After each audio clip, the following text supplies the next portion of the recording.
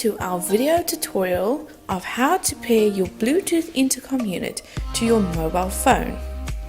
First things first, remove your Bluetooth intercom unit from the packaging.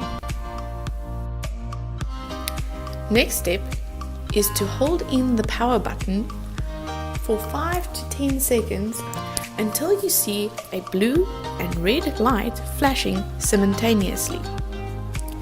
The next step is to search for the device on your mobile phone.